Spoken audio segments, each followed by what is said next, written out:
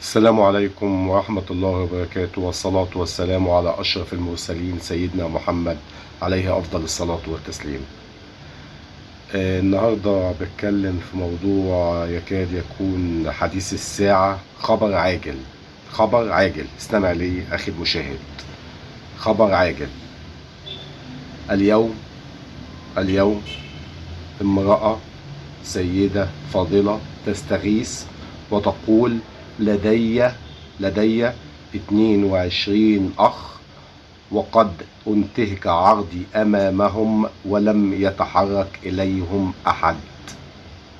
لدي 22 أخ، وقد انتهك عرضي أمامهم ولم يتحرك بهم أحد. هكذا هي الدول العربية. طوب الأقصى يبعث إليكم رسالة أيها الحكام العرب. طوب الأقصى يبعث إليكم رسالة أيها الحكام العرب. انقذوا غزة وانقذوا فلسطين.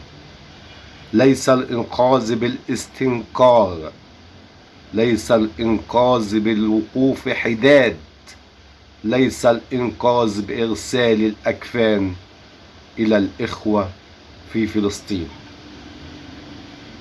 ليس الإنقاذ بالوقوف حداد، ليس الإنقاذ بالاستنكار، ليس الإنقاذ بالإرسال إليهم أكفان. استمع أخي الكريم إلى هذه الطفلة ماذا تقول. بردانين وجوعانين. بالليل عنام جعانين وبردانين. أنا بابا شهيد قبل ما يموت كان عنا على طول حضر، كان يدفينا على طول، كنا دفيانين على زمان بابا، بس هلا كل شي خرب. صار بابا محل ونحن بناكل. يا عم ونحن شو ذنبنا نبرد؟ هيك كل الأولاد عندي عندهم أب هيك عايشين ولا بدنا؟ طيب يا عمو ابنك نام مرة بس مرة بدون أكل هو بدك؟ طبعا لا. شو ذنبنا نحن؟ كل الأولاد اللي عندهم أمهات عطول عم بيناموا دفيانين. يعني بتصدق يا عمو؟ هكذا يا حكام العرب. رضيتم إليكم الذل والعار والوقوف والاستنكار فقط لغير. أيها الإخوة، أيها الحكام العرب، استفيقوا يرحمكم الله.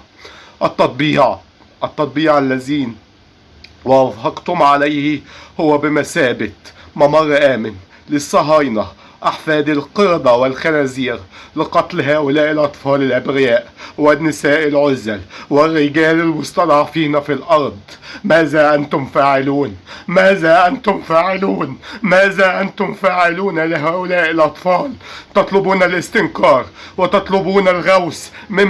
ممن تطلبون الغوث؟ من روسيا والصين. ماذا تفعلون؟ ماذا أنتم فاعلون؟ ماذا أنتم فاعلون يا حكام العرب؟ ماذا أنتم فاعلون يا حكام العرب؟ الأطفال تستغيث بكم، والنساء تستغيث بكم، والرجال تستغيث بكم، ونحن الآن بل أمس نمضي ونتعهد بالموافقة على دورة عالمية إلكترونية للألعاب الرياضية بالسعودية. ماذا أنت فاعل أيها الملك في السعودية؟ ماذا أنت فاعلون بالإمارات؟ ماذا أنتم فاعلون بمصر؟ ماذا أنتم فاعلون في الأردن؟ ماذا تفعلون في الجزائر؟ كلنا واقفون عاجزون، كلنا واقفون عاجزون، لا أستثني أحد. هؤلاء الدماء دماؤهم في رقبتكم أيها الحكام العرب. إنها رسالة موجهة إليكم أنتم جميعا، فنحن المستضعفون في الأرض، أنتم سبب هذا الضعف بالتطبيع مع الصهاينة أحفاد القردة والخنازير. قالت: ومعتصماه سيدة. فسمعها رجل فذهب إلى أمير المؤمنين المعتصم بالله، فورا بعث إليه رسالة وقال له من أمير المؤمنين: إلى كلب الروم. إذا لم تخرج هذه السيدة من السجن سوف أرسل إليك جيشا أوله عندك ونهايته عندي.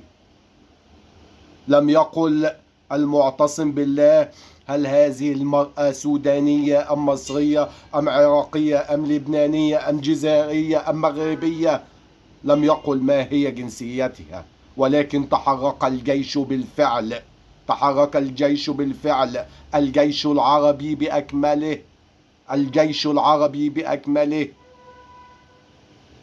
حتى قالت سيدة واحدة فقط ومعتصمة. والآن نستمع إلى غوث من الأطفال ومن النساء ومن الرجال، ونحن حكام العرب ما زلنا نجلس على المقاعد ونظهر على شاشات التلفزيون وعبر التواصل الاجتماعي، لا نشجب ولا نستنكر، ونقف دقيقة حداد. هذا ما نفعله العرب. لن تحل القضية الفلسطينية إلا إذا اجتمع الجيش العربي بأكمله على كلمة رجل واحد، غير ذلك كلها هراء وكلام ليس له أي معنى من الإعراب. والسلام عليكم ورحمة الله وبركاته.